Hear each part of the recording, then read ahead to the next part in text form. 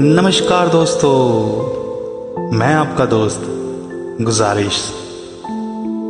पिछली बार मैंने एक स्त्री के मन की बात सुनाई थी और उसी से प्रभावित होकर मेरे काफी मित्रों ने मुझसे ये गुजारिश की है कि इस बार मैं आपको पुरुष के मन की बात भी सुनाऊं। तो फिर सोचना क्या था, हो गया शुरू। मैं और मेरी कलम। बाकी सुनना और सराहना आपके हाथ में है। तो चलिए आगे बढ़ते हैं। एक पुरुष के मन की बात। अक्सर सुना गया है कि मर्द को दर्द नहीं होता,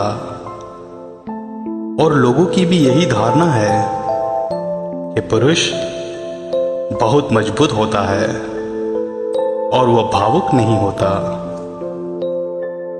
पर मेरे ख्याल से यह बहुत ही गलत धारणा है। पुरुष दुनिया का सारा बोझ संभालता है, आर्थिक संकट से लेकर पारिवारिक समस्याओं के समाधान तक।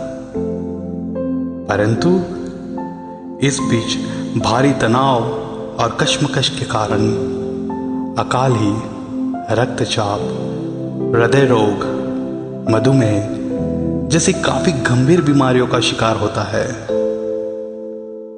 यूं तो पुरुष हर तरह से पीस रहा है, पीड़ित है। सब कुछ होते हुए भी न जाने क्यों दिवालिया सा हो रहा है।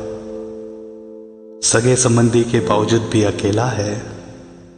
फिर भी अपने मन का दुख दर्द और तनाव अपने आप में समाकर परिवार की खुशियों के लिए हमेशा तत्पर रहता है।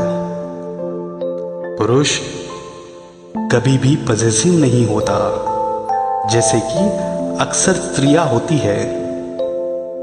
पुरुष महिलाओं की तरह भी नहीं है। उनकी सुरक्षात्मक प्रकृति को आमतौर पर प्रबलता के रूप में लिया जाता है। ऐसा क्यों कि सिर्फ महिला ही उम्मीद कर सकती है, और अगर कोई पुरुष करता है तो उसे हारे हुए के रूप में ब्रांडेड किया जाता है। पुरुष भी भीगता है, वो भी पसीजता है, पिघलता है। बस उसके मन में किसी कोने में स्त्री के प्रति सम्मान का एक तार झुनझुनाने की ही देरी है। स्त्री के आदर में बस इतना ही तो दूर है। वह क्या चाहता है कि एक स्त्री उसे बिना कहे ही समझ ले। सुनने में थोड़ा अजीब है ना, पर 100% सही है। हर कोई पुरुष चाहता है कि उसकी जीवन संगिनी उसकी हर एक जरूरत को समझे, फिर चाहे वो प्यार की हो, सहारे की हो या फिर कोई और। इसलिए कि पुरुष खुद भी ऐसा ही होता है। वो बिना कहे ही अपने साथी की सारी जरूरतों को समझ लेता है। प्यार मांगने के लिए नहीं होता, बल्कि वो तो बिना मांगे ही मिलने वाला एक एहसास होता है। कहते हैं ना कि प्यार करके ही बनता है और टूट के ही पता चलता है। जिंदगी के हर एक गम को अपना करके ही जिया जाता है। इस बात में कोई भी संदेह नहीं है। जबकि एक भरोसा है कि जिंदगी आखिर ऐसी ही खूबसूरत होती है। चलो किसी का यूं ही इंतजार करते हैं, चाय बनाकर फिर से कोई बात करते हैं।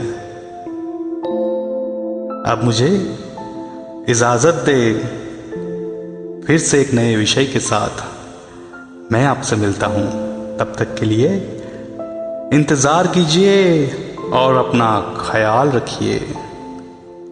पसंद आए तो शेयर ज़रूर कीजिएगा। मुझे सुनने के लिए आप सभी का तहे दिल से शुक्रिया।